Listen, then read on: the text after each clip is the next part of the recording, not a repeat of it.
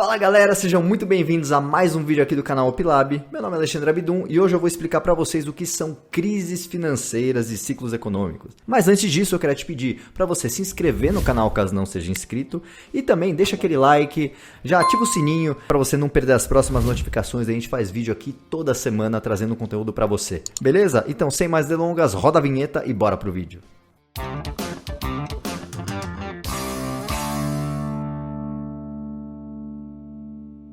Muito bem, então o que são as crises financeiras, né? A gente, nesse ano, vivendo uma crise financeira, né? Então o que será isso? Como explicar isso? Bem, para explicar isso, eu vou me basear na obra do Ray Dalio, que é o gestor da Bridgewater Associates, um dos maiores hedge funds do mundo. E ele escreveu um livro muito bom chamado Big Debt Crisis, né? Ou seja, as grandes crises de crédito.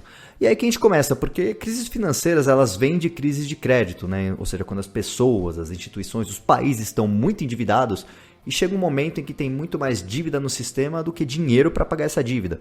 Então, todo mundo tem que parar de gastar para pagar essa dívida, isso gera uma reversão no ciclo, isso faz com que a atividade econômica que estava indo muito bem comece a cair. Então é daí que vem a questão de as pessoas, as instituições, todo mundo começar a se endividar muito e chega um momento isso é insustentável e a dívida tem que ser paga. E o Ray Dalio ele explica isso de uma forma muito didática em fases, né? Ele fala de fases do ciclo econômico, né? Então é disso que a gente vai falar hoje.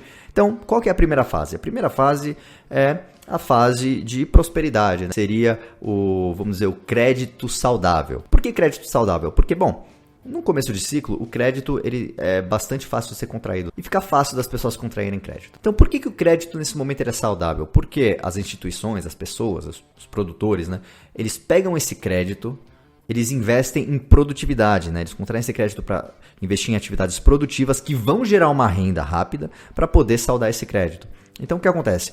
O banco olha e fala, olha, a renda está subindo, essa pessoa, né, essa instituição conseguiu pagar esse crédito. O que acontece? Ela é mais merecedora de crédito, ela é considerada uma boa pagadora. E aí, esse crédito ele vai sendo cada vez mais utilizado e gerando cada vez mais produtividade para que as pessoas depois consigam saldar a dívida e poder pegar ainda mais. Então, esse é vamos dizer, a etapa inicial, essa é a etapa inicial do ciclo onde as pessoas, as instituições estão usando o crédito de forma saudável. Só que aí a gente entra na parte onde o crédito já não fica mais saudável, né? Que seria a segunda etapa, onde a gente vê aí uma formação de bolha.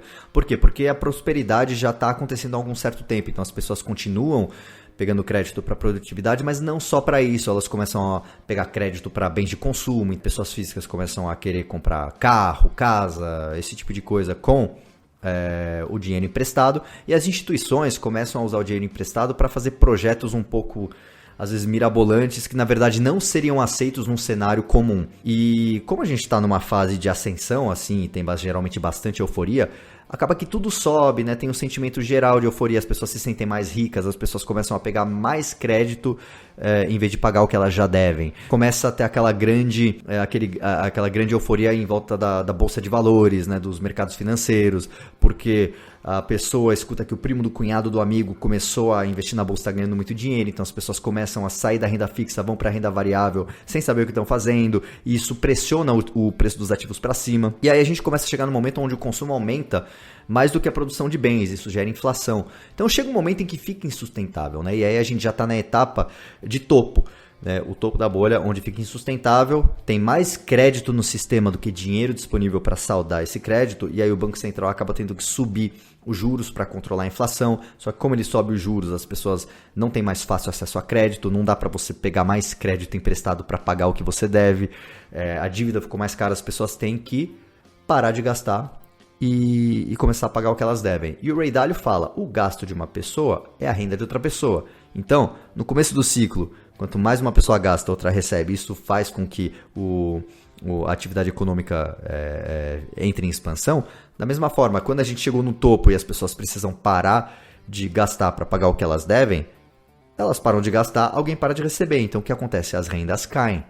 E às vezes a renda acaba caindo mais rápido do que o pagamento da dívida. E é aí que as coisas começam a ficar feias, porque aí é uma montanha-russa para baixo. As empresas param de gastar, o desemprego aumenta, o score de crédito das pessoas acaba ficando ruim, elas não são mais boas pagadoras, são consideradas más pagadoras. E aí quando a gente está nessa situação é bem delicado porque o Banco Central ele tem que intervir, ele tem que começar a tomar medidas que na verdade são um pouco fragilistas, né? Ele começa a querer abaixar muito a taxa de juros para estimular a economia. É necessário também reestruturar dívidas entre pessoas que não conseguem pagar, porque começam os calotes e a onda de calotes geralmente é devastadora. E aí, quando as taxas de juros chegam em zero, tão perto disso, o Banco Central ele precisa apelar para outras medidas que não sejam a taxa de juros, né? Então ele começa a fazer impressão de dinheiro, né? O quantitative easing, que é o afrouxamento monetário, programas de estímulo. E o que o governo precisa fazer aqui? Ele precisa estimular o crescimento da renda das pessoas numa proporção que seja superior à taxa de crescimento da dívida, né? Do crédito. Então,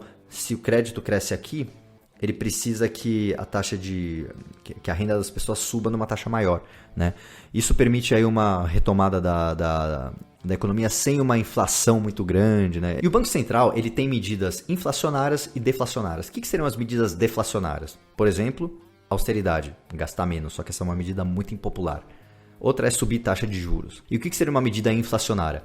Reduzir a taxa de juros, ou imprimir dinheiro.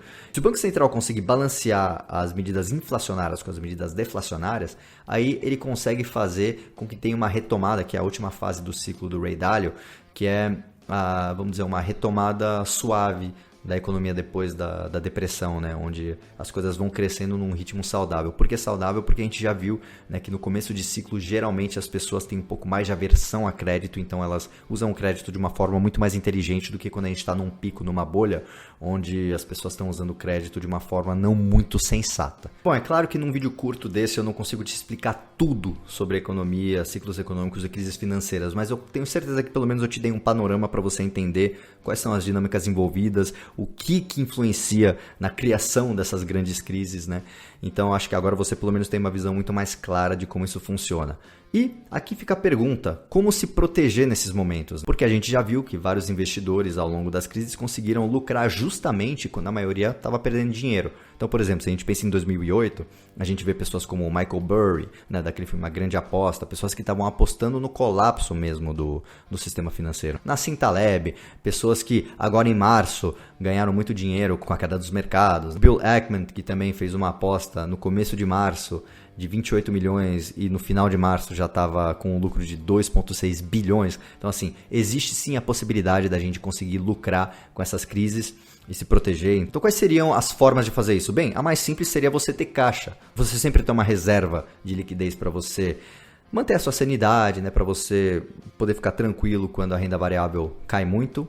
E também você ter uma reserva de oportunidade para você poder depois se beneficiar de ativos que ficaram muito baratos e você poder comprar eles. Outra opção também seria você fazer um seguro de carteira, né? Inclusive no OpLab você consegue ver como fazer isso. Você pode comprar uma put de índice, você consegue ver lá exatamente se você está com uma exposição convexa ou se você está côncavo, né? Convexo seria você ter muito mais a ganhar do que a perder. Então essa é uma forma de você se proteger durante a crise. É o que muitos investidores fazem. Bem, por hoje é isso. Espero que vocês tenham gostado. Tenho certeza que você agora entende melhor como funcionam crises financeiras e ciclos econômicos e também como você pode se proteger nesses momentos, né? Então deixa aqui seu like. Se você gostou do vídeo, compartilha e até a próxima.